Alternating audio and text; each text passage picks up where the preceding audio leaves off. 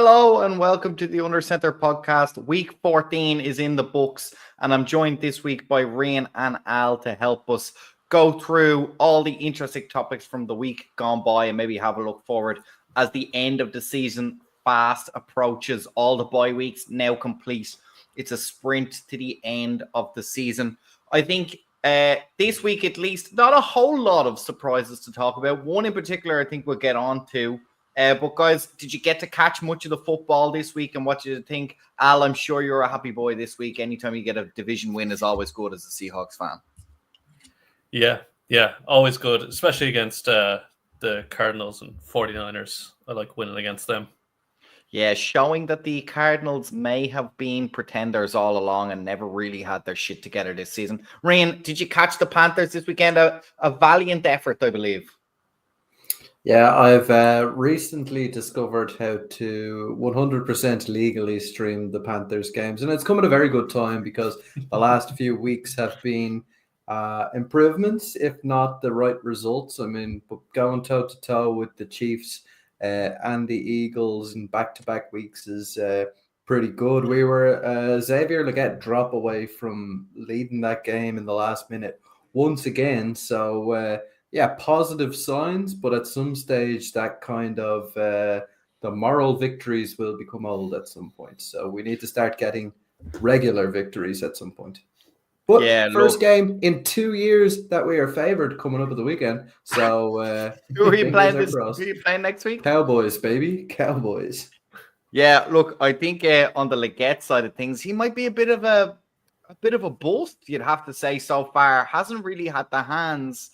And I think, in fairness, when he came into Carolina, a lot of people were looking forward to him coming in. He played really good. Obviously, a local guy as well. Look, he got a bit of extra media spin, that's for sure, coming off the accent that he had. But I think, as a fan, are you a little bit disappointed with his output this year, or you still think you've seen enough that long-term he probably has a bit more to give? He's got potential, is what I'll say. He seems to be a pretty good route runner. Very strong, tall, physical guy.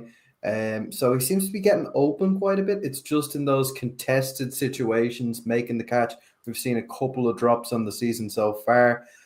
I'm not worried. Wide receivers often struggle in their rookie year.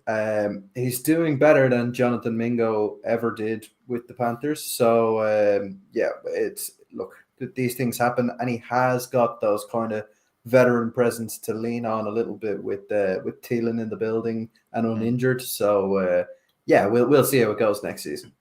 Yeah, and I'll segue nicely off the Panthers. Who was it? I saw the Panthers, former Panthers wide receiver who refused to go into the game on the weekend and will now not play the next game thanks to his antics. Rin, who was that? I don't remember where. Deontay Johnson on the. We got a 6th round pick for him, and somehow we won that trade. It's fucking mental. He was on for a career season in Carolina, and now he's refusing to play. What team did he move to?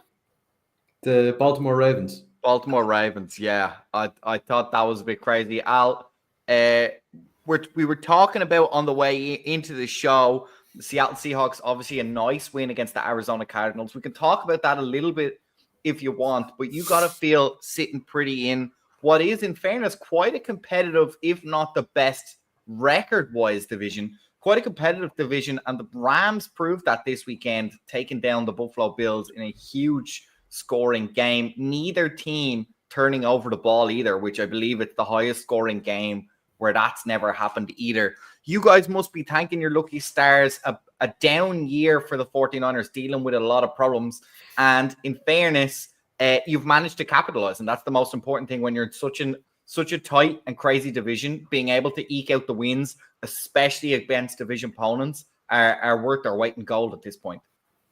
Yeah, the division is a little bit weaker this year, but funnily enough, I was expecting the Rams to be last because they were just good at both in the off season and then with the injuries.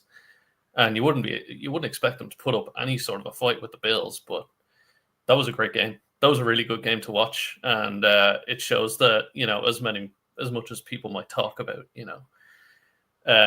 McVay, we've heard retirement rumors and he might just not have it anymore. I mean, he's got, a bunch of rookies and a bunch of nobodies playing excellently. I mean, of course it helps to have, Puka Nacua, Cooper Kupp, Matt Stafford, but he has that group playing excellently, and that was a really fun game to watch. Yeah, I've been impressed with Nakua this year, Rian. Obviously, a huge breakout star last year. Very difficult, as you pointed out, to keep that going, especially as a wide receiver and on the Rams, where they've lost a lot of talent. And so teams are much more able to focus on him as a primary receiver, and yet he still somehow manages to get open. Have you been impressed with his performance so far? A lot of highlight reels as well over the last couple of weeks. So how have you felt the Rams have been managed to keep their momentum going as the season's gone on, still in touching distance with the Seattle Seahawks? Well, honestly, I think they've done great so far this season, considering they did spend considerable time without Cooper Kupp and without Puka Nacua at different stages during this season. That really, really impacts that offense, and the storyline going into this season perhaps was the regression of Matt Stafford. Was he kind of washed as a quarterback? I think a lot of that was down to injuries that he had sustained last season and was carrying into those last few weeks that we saw this big drop off. But he looks to be his old self. I saw a great tweet at the weekend saying that Matt Stafford has finally won a game that's important to the Giants, or not the Giants, the Lions. Thought that was funny, yeah. But yeah, look, he's balling out, as are the two guys out at wide receiver, and they seem to have hit gold with Kyron Williams there in the backfield as well. Yeah, it's funny you mentioned Kyron Williams there, because Al, I want to talk to you a little bit. Looking forward, obviously, to the division, it looks like there's a good chance two of the teams out of that division make the playoffs, maybe even three, although the win column isn't as healthy as it needs to be for three teams to get in there. Looking at the 49ers as well, I think it's pretty clear on form. Arizona have kind of played themselves out of contention there despite being tied with the 49ers. But I want to highlight, just looking at the stats here as we were going through it, and for two teams kind of famous for making their mark on the ground over the last maybe decade, both the Seattle Seahawks and the LA Rams struggling really for rushing yards this season. Do you think that's going to be a problem coming into the playoffs specifically, where controlling the game against very good opponents becomes a lot more of an incentive? Oh yeah, for sure. Especially this year when, the passing game is kind of down league wide. Defenses have kind of caught on. They're sitting at too high more. You can't lean on the pass game like you used to. So yeah, I think it's going to affect teams going in. I think it will affect the Rams less than the Seahawks, because the Seahawks offensive line is just, while there's been some improvements there with Abraham Lucas coming back, some rookies coming in playing a bit better. It's just it's a bit of a mess still. So that's going to hit them hard in the playoffs. They might get a wild card spot. They might play well. They will not get past the divisional, if they even get past the wild card, because that offensive line is just going to kill them. The Rams, I think as well. Sorry. No, I just the Rams, I think, will do better in that regard. We talked about the guys on the offensive side of the ball, but on the defensive side as well. They have that defensive line playing excellently. Their defensive backs, while they're hit and miss, but overall they are still quite good on both sides of the ball. And I just think they'll be able to run the ball and pass the ball a bit better overall. Rian, how do you see that going? I was just going to add on to Al's point there, and he may not agree with me, but I don't think Geno Smith is the type of quarterback that you want to hit the ball in his hands, downfield passing 30, 40 times a game. I'm not sure of the stats, but I think just on the eye test, I'd say Geno Smith is probably right up there with interception leaders in the league this year. Yeah. So he's it's just one of those things with a quarterback like that. He is prone to making mistakes when he gets a high workload. So when he has the ground game going for him, great. He's able to do good things. But if you give him too many opportunities to make mistakes, he will eventually make one. And when it comes to playoff football, that's really not a good look to have. So I'd agree with Al in that respect. I think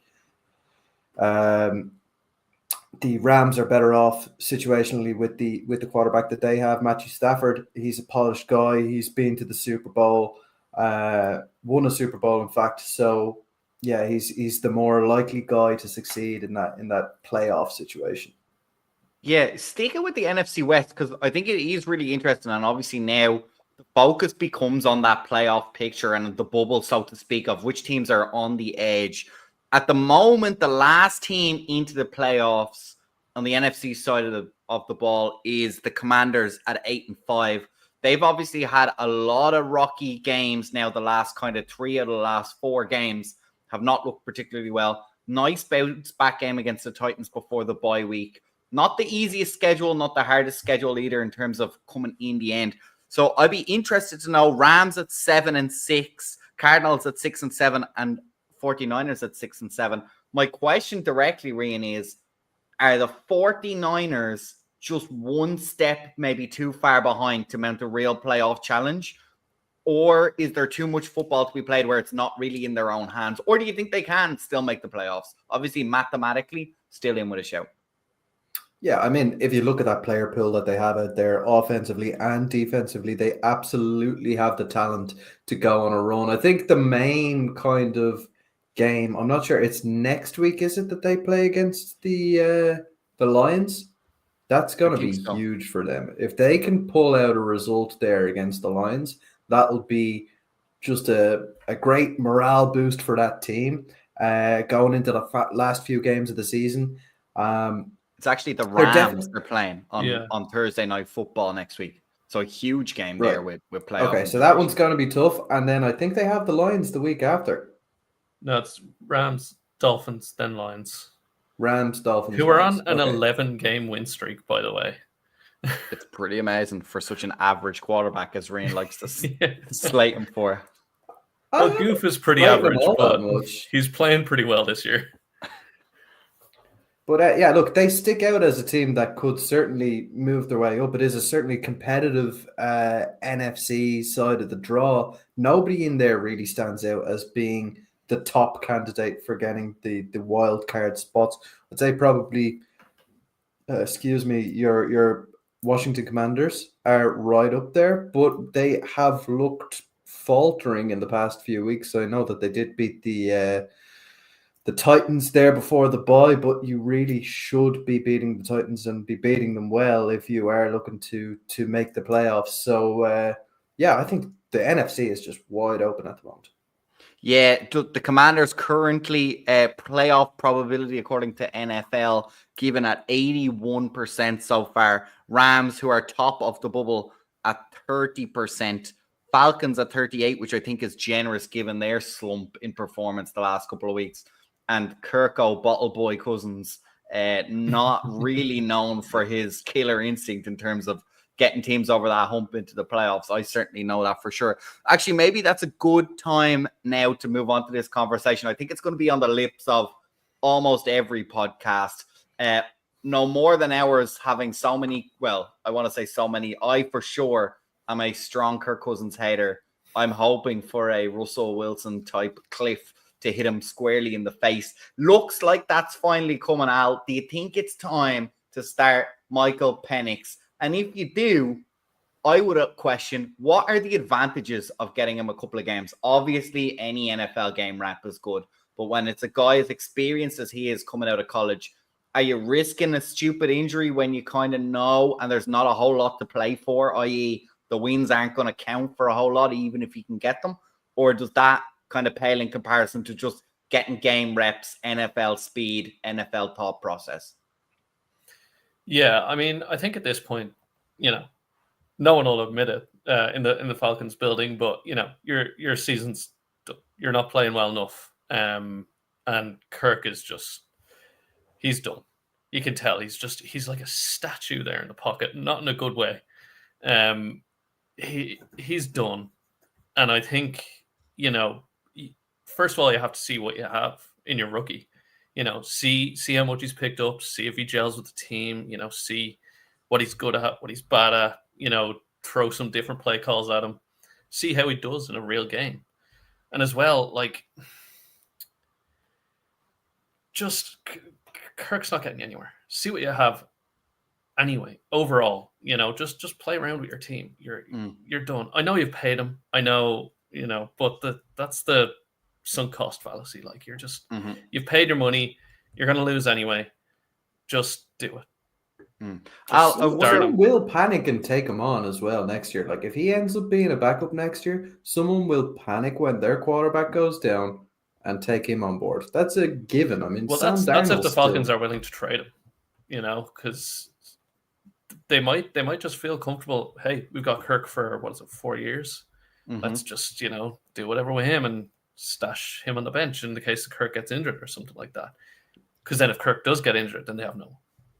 Yeah, look, I'm kind of excited, obviously, on the Kirk side of things, just to see his downfall, but also, as we spoke about the last time, Rian, just having that, I think he's another player that comes into this pile where the money that these quarterbacks are being paid are doing more damage to the squads than they are advantage, and I think we're going to slowly start to kind of retroactively see, well, okay, now you're going to have to do something to get this money. You're going to have to prove some playoff football, some playoff runs, some championship appearances in order to get the money. I don't think it's really that close, but I'm hoping this starts to nudge us in the right direction. I want to ask your opinion on it, Rian, because the Carolina Panthers have seen kind of, I think, maybe what a lot of teams hope to see. They went through the quarterback change. Bryce Young obviously incentivized to come back or forced back onto the field with the injury, and has played really well and has been very obviously progressing week on week despite the continued difficulties that are with the thing. So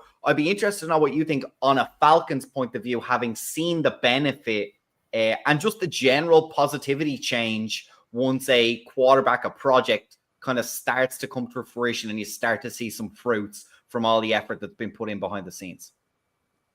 Yeah, I mean, look, it's huge when the guy you have selected so highly in the draft starts to play like his potential suggests. Penix is the same. He has all that potential, and he was drafted quite highly last year. My trouble is that the sunken cost fallacy, as Al alluded to, plus the Americans' inability to get away from the mathematical possibilities malarkey that they have going on. Until the Falcons are mathematically eliminated from the playoffs, they're not making that change. They think that Kirk Cousins is the guy who will most likely get them a playoff appearance. And until such a time that's mathematically impossible, I don't think we see Penix. And that's a little bit unfortunate. I've been really excited to see him. I think he's going to be a stud for years to come. He's got all the right intangibles there. He throws an absolute missile, which I don't really think Kirk has in his back pocket anymore. He did start off his career like that, but he's certainly not that guy as it stands. And they do have weapons there in Atlanta that could benefit from that. Darnell Mooney is a speedster. He could benefit from that sort of thing. Kyle Pitts really can take the top off a defense from the tight end position. So, yeah, I want to see him, but I don't think it happens this season until they're mathematically eliminated. And being in that poor NFC South, they're only a couple of games out of first place there. So I don't think that happens until week 16, week 17, maybe even week 18.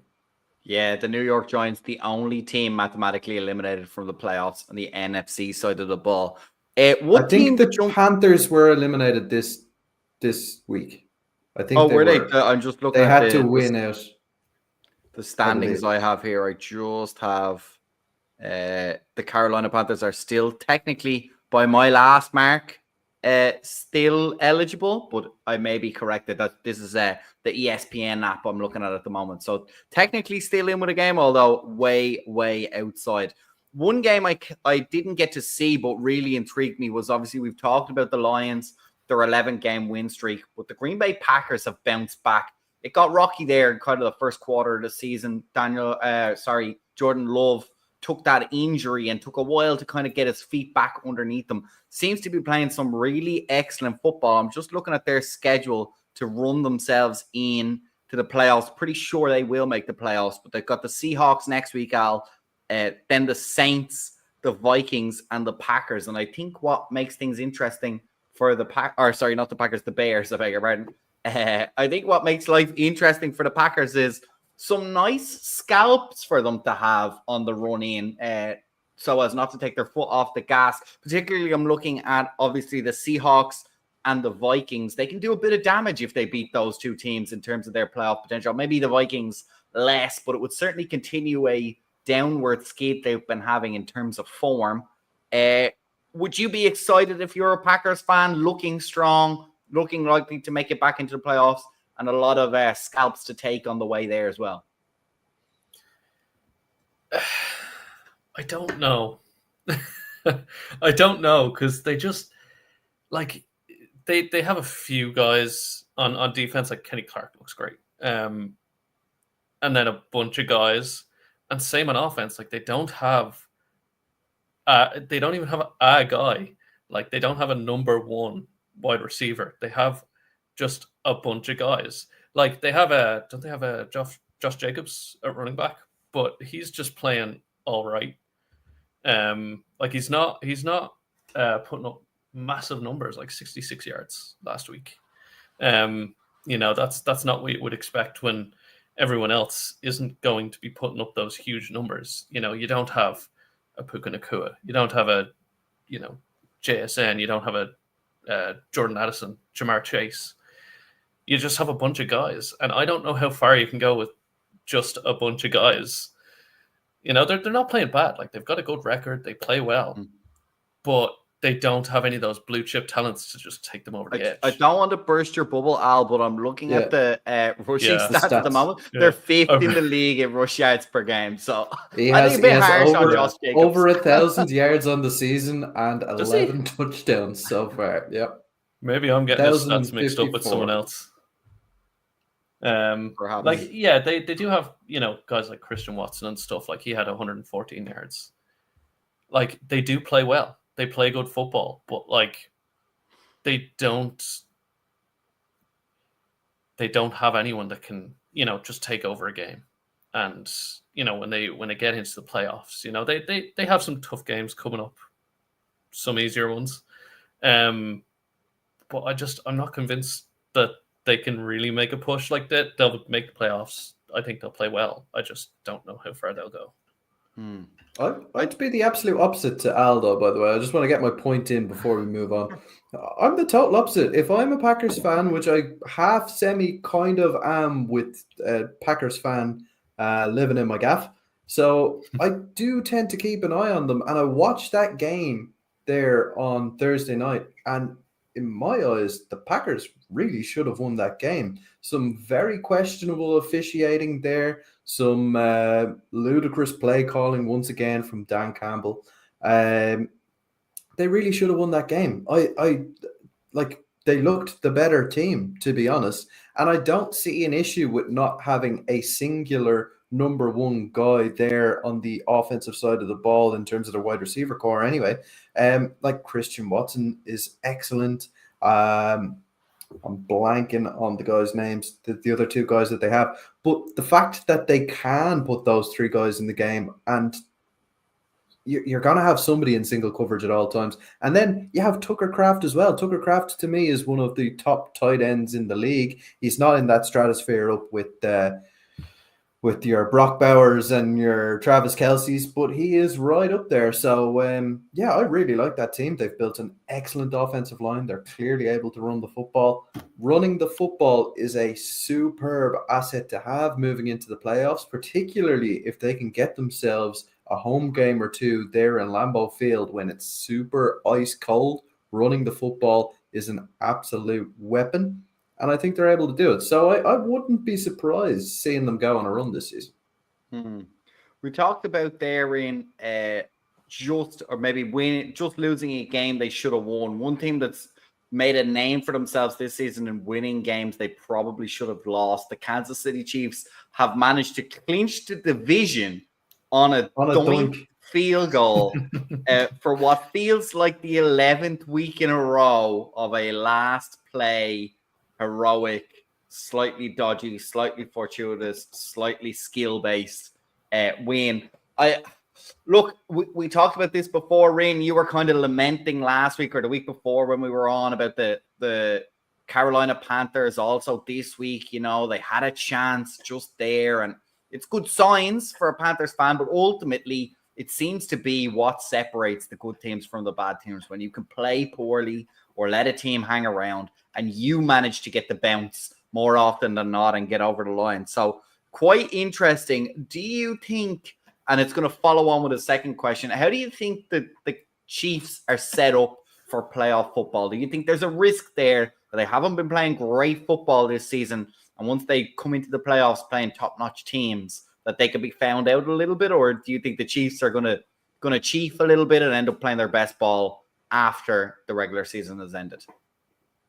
I've got to be honest with you. There's a bit of a stink of a Minnesota Vikings from a couple of years ago when they were kind of red hot, 9 games in a row, unbeaten, walking into the playoffs and then coming up against the Giants and getting their asses handed to them. That kind of has the same kind of vibe to it with the Chiefs at the moment. Now, obviously, the difference there is they have Patrick Mahomes at the quarterback position. They have Andy Reid as their head coach. If anybody has a chance of going to a Super Bowl with playing poor football, it's those Kansas City Chiefs. The trouble is, at the moment, that not only the NFC, but the NFL as a whole are down in terms of talent. So they're going to probably get that number 1 seed overall in the AFC. And then they're just going to get a cakewalk until the conference championship. Now, whether they win there or not, that's a different question. The Bills look very strong. In that respect, there's a couple of other teams as well who might give them a run for their money. But with the way things are, they might end up getting a nice, easy schedule until that point. And at that point, the season is not a disaster. You can roll on into next season with a bit of confidence. If they do go out in like a divisional round or a wild card round, even if they don't end up getting that number 1 seed, then we can start talking about the downfall of the Kansas City Chiefs. But until that point, I don't think we can fully assert ourselves. This is going to be a poor, quote-unquote, season for the Kansas City Chiefs. I want to talk, my follow-on was to do with the Chiefs obviously making it in, not playing their best football. A couple of other teams, I would argue, that are not playing great football, but winning the division at the moment. And Al, I wanted to ask you, who's in the worst shape as a division winner? I don't know if you have them up front of you, so I'm going to throw you some names here. The Pittsburgh Steelers are 10-3, defensively playing excellent. Offensively, I would argue, a bit of a shambles. Doesn't seem to know what George Pickens, what's he asked? Is he throwing a hissy fit? Can they get the stuff going? A running game isn't probably where it should be.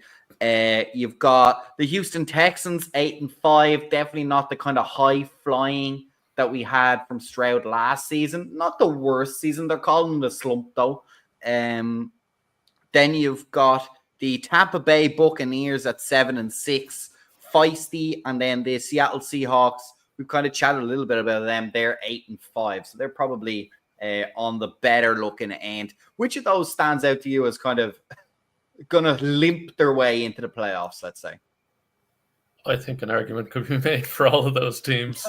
That's actually a hard question because they're all good teams, but they all have issues. They fail the eye test, as it were. Yeah. It's hard to put your finger. What's really wrong with the Steelers? I mean, they're 10-3. It's red zone offense. It's red zone offense all day long. Chris Boswell is their best player this season, and that's because they get down to the 20 and then go, "Oh fuck, what do we do from here?" Well, they've won 2 games without scoring a touchdown this year. 2. Yeah, I think they'll all have issues. To stop myself going on about the Seahawks for so long, I'd say it's the Steelers or Texans. The Steelers, I don't know what they are on offense.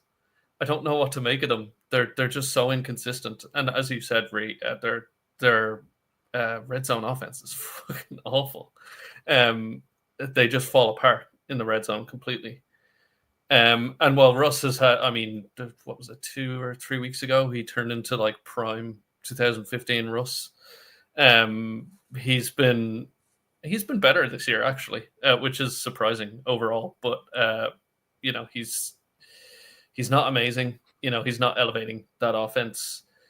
The run game is inconsistent. The receivers, they'll flash, but again, inconsistent. And their play calling, even though they got rid of Matt Canada, is still kind of shit. I think they're going to have bigger problems in the off season. I mean, they could go like they're winning games. They're doing enough to win games, and their defense is excellent, as you said. They could go to the conference championship or further. I don't think they will, but they're doing enough to win the games. I think it's their inconsistency and that awful red zone offense is just going to kill them. Yeah, I think the defense wins championships mantra is not as true as it was maybe when the Ravens were doing it back in the day.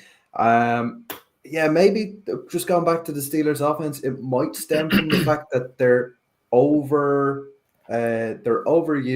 the run game. I know you said, Al, that it's inconsistent, but Najee Harris has 877 yards this season. That's not insignificant. The trouble is, Najee Harris is the slowest motherfucker alive. I don't. He's the boss all over again. But without if the you're going to be that physicality. slow, you have to be the strongest person on the field. Mm-hmm. Exactly, and I think they're benefiting from these kind of weaker boxes that we see red zone to red zone. So a lot of too high safeties, and that gives a weaker box that Najee Harris and that pretty superb O-line can take advantage of. But when things tighten up, when blitz pressure starts coming, now there's nothing to go to. The only wide receiver that they really have is George Pickens, and he looks like he's going pretty quickly into CTE mode. So yeah, they're left rudderless a little bit once they get into the red zone and they can't rely on that rushing attack. I think that franchise is cursed with their wide receivers. They always get great talents and they always turn out to be insane. Mm-hmm. And they struggle to utilize them as well. Like even when they get them good, like Juju Smith-Schuster played really well, and then he kind of dropped off, and they let him go. And he's obviously struggled elsewhere in his career as well. But they never seem to get them to just like rev up and just keep going and have a fantastic career. Antonio Brown obviously had the longest one, but also ended up the most fucked. So like that's probably not a great sign. Speaking of, and I'm very proud of this segue, speaking of the most fucked, the last two teams in the NFL at the moment are Las Vegas and the New York Giants. I think it's fairly clear both of those teams need a quarterback. It's not the deepest quarterback pool coming out of college this year. So my question to you is, Rian, why are the Tennessee Titans the most fucked out of those two teams? I'm saying that because the quarterback pool is not too deep. You could argue Cam Ward out of University of Miami looks okay. Maybe the guy Justin Milroe out of Alabama just because he's from Alabama. But that's fine, right? That's Las Vegas and New York. Whoever they rank 1 and 2, they get to pick. The Tennessee Titans is who I would say are the next team on the list that needs a quarterback. And I'm just not sure there's 3 real quarterbacks coming out of the top 10 picks of this year's draft. So have you had a chance to have a look around? We're coming towards the end of the college football season. How do you make of it? Are all 3 of those teams fucked? Do you rank any of the talent that's currently available for the draft next year? To be honest, they all have their doubts, right? So Shedeur Sanders has been putting on a bit of a show this season, but he does have one of the most freakishly athletic people on the planet to throw the ball to in Travis Hunter. I'm not 100% convinced of his decision-making, and it's the same issue for the other 2 prospects in the draft that people are talking about. So that is Cam Ward. I don't know if he has a whole lot of football under his belt. Based off the eye test, he probably doesn't. throws the ball into coverages that he probably shouldn't be throwing the ball into. And it's the same with Quinn Ewers out there in Texas. I'm not sure, is Dylan Gabriel eligible for the draft? Is he going to go for the draft? I think he's going to go the Bo Nix route and get a PhD before he leaves university. I think he's on his fourth university or fifth university now at this point. I mean, yeah, I don't understand. Like, just from the eye test, and I wouldn't be the biggest fan of college football. I dabble in it whenever I can, but I wouldn't be the biggest fan. But just off the eye test, Dylan Gabriel seems to be like the most competent quarterback in those few that we've mentioned. Jalen Milroe is obviously a superb athlete, but I'm not sure he's got the pocket presence to be good at the next level. So yeah, of those, Dylan Gabriel I think is probably the best, but I don't even know if he's coming out this season. So yeah. Al, have you anything to add there? I noticed as well that Alabama's had obviously a bit of a name around that kind of Tua era. They've had some nice quarterbacks. Jalen Hurts, I think, played for Alabama at one point, I'm pretty sure. Although I think he did most of his damage at Oklahoma, right? Mac Jones, Jalen Hurts, and Tua played kind of... You know what I mean? They've had those three, but each other. Before that, it was like AJ McCarron. And like I feel like Justin Milroe is a little bit of that ilk. They have guys that play really well in the system that they have, but aren't necessarily game breakers either. And I think they've got this kind of a little bit of an extra aura added to them. Justified.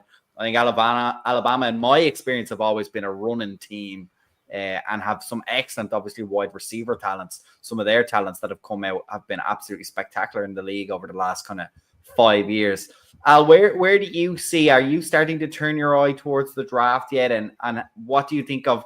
Let's focus in maybe on the Giants and the Raiders. They need quarterbacks. I would argue the Giants are even more fucked than that. But let's be honest, a high draft pick is always going to be a quarterback. So where do you see these two teams in particular having to manage their resources in order to get better? It's so hard because they suck at almost every level. Like they both have some good players. On like it's just so hard. Like where do you pick? Like if you're to drop a rookie quarterback into those teams, it's not going to make them better. They have so many weaknesses. It's not going to make them better. So you can pick a quarterback there, which it's going to happen.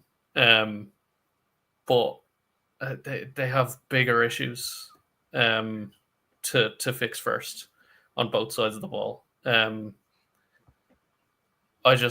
don't see like the offensive line. I mean, are there any good O-line in this draft for the Giants? Because they got nothing there. They got I can't remember his name, Evan Neal. Isn't he having an okay year? But other than that, I mean, they're just kind of flailing around. I don't know. I don't know what to do with them. I don't know. Like I don't know who you pick. I think picking a quarterback there would be a terrible idea for both teams. They're going to do it. I just think it's a bad idea because it's not going to fix. It's just not going to fix their issues. And then, you're going to have another Bryce Young. Mm-hmm. While he's playing better now, you're going to kill their confidence. You're going to kill them. They're going to get sacked 50 times. They're going to throw 20 interceptions. They're going to play terribly. They're going to get injured. And worst of all, they're going to be like lambasted by the fans, right? I don't know how the Carolina fan base has turned around so quickly to now loving Bryce Young, but he was the fucking antichrist prior to being he's benched. Not complete shit. He's actually playing okay. No, but 4 weeks ago or 5 weeks ago, before he was benched, he was. People wanted his fucking head on a pole. But that's all it takes. That's all it takes. The most fan bases are knee jerk like that. It's what's happening now. It's not what happened 4 weeks ago. What's happening now is he's playing very well. I think the Giants. He's playing well. I think the Giants might be okay with Drew Lock. I'm not all the way out on Drew Lock yet. I think he hasn't played great, but at the same time, he was brought in literally mid-season. Hasn't had a full. Kind of shit on Sunday. But like, you know what I mean? He hasn't prepped. Kirk Cousins was kind of shit on Sunday. He's been there Yeah, 2 years. So like, I kind of Honestly, I think he has enough about him that he's got at least the poise. Like you said, that kind of that half an eye test tells you he's slightly more elevated than a backup. And in that way, if the quarterbacks aren't there in the draft, I think you're a little bit more inclined to look somewhere else on your depth chart to fix a gap than you are worried. I mean, these Giants were happy with Daniel Jones. Everyone else in the league knew Daniel Jones wasn't it, but the Giants were happy to re-up and give him generational money. So maybe that'll play in their favor this time, their willingness to stick around with quarterbacks that maybe won't get them over the hump. I think we've lost. Sorry. Go ahead. All right. We've lost the greatest position in football, and that is the bridge quarterback. There is no Teddy Bridgewater anymore. There is an Andy Dalton, but he's too old to be going to another team and making that bridge again. There's no such thing as a fucking bridge quarterback anymore because we keep paying everybody stupid money. If you're good, you're getting 50 million. You need to bring in Jameis Winston, who has way too many interceptions that you can automatically guarantee he's going to be super exciting to watch, even if he goes 3-14. He is maybe the most entertaining player we have in football right now. He's going to come out with crazy quotes, and he's going to be cheap as chips. I honestly think Jameis Winston is, in a very real way, the most valuable player in the NFL. He's not the MVP, but he's definitely the most value for money that you can get out of your season ticket and out of your salary cap, I have to say. Here's how to fix your team. Sign Jameis Winston in the offseason and then draft Ashton Gianti and have him run for 2,000 yards. I saw someone say on Instagram, and it was only half a joke. It was just burn it down in Carolina. You've already got 2 good backs out there, right? So, well, one of them's gone down with a fucking ACL tear, second in 2 years. That's not great. But you have a couple of good backs out there. Go get Ashton Genty in the draft. Go get another running back in the draft, and then bring in the Navy fucking offensive coordinator as your offensive coordinator next season, and run the triple option. Run something that the NFL have not seen for fucking years. Yeah. Only bring out Bryce Young on like special wildcat plays where he's not even really the quarterback anymore. He's just a guy that you want to threaten to pass with, like a Taysom Hill. Go get Taysom Hill as your number 1 dude, and just run the fucking triple option all day. Trade Bryce Young to the Raiders because they'll take anybody, and boom, there you go. I think you've sorted it, Rian. Anyway, that's most of the news we have and the review. Looking forward, we won't go into it because obviously everyone can watch for ourselves. But a couple of games that are on the schedule for next week that I think are particularly interesting. We're tuning in if you have the time, as we're coming towards the end of the season and these games start to mean a little bit more. First on my list, lads, Rams, 49ers. That one kind of goes without saying. Division game, 2 teams theoretically still in the playoff hunt. 49ers, big boost if they can beat the Rams. Rams looking to keep the momentum going. Obviously, I've beaten the Bills in a shootout there last week. Next one is Steelers, Eagles. We just said that Eagles have clinched, but they could deal the Steelers a blow if they keep playing. It'll be interesting to see how some of these clinched teams, I think there's 4 in the NFL at the moment, how they react now, whether they kind of throttle everything down, getting ready for the playoffs or not. But that could be one to watch. And then the last one is the Packers and Seahawks. Again, as we said during the show, very interesting playoff implications. Packers in a strong position. Seahawks will need to keep the wins coming in order to make sure that they keep control of the division and ultimately make the playoffs. So, guys, thanks a million for your time today. Really appreciate the insights. Glad to have you with us. Thank you very much. Before we do, let me just say, you can catch this podcast and all of our other podcasts in audio format at Spotify and Apple Podcasts, wherever else you get your podcasts as well. Please do like, follow, and subscribe to us here on YouTube at Under Center Podcast. You will see all our shows under the videos tab, I believe, because we release these as live streams. So if you're looking, that's where you can find us. Twitter at UnderCenterPod, Instagram at UnderCenterPod. Always excited and pleased to have any interaction. So let us know your thoughts. Who's hot, who's not, who's going to make the playoffs, who's on the brink and standing on thin ice. Lads, thank you very much for joining me this weekend. Thank you. Thank you. And we'll see you all next week.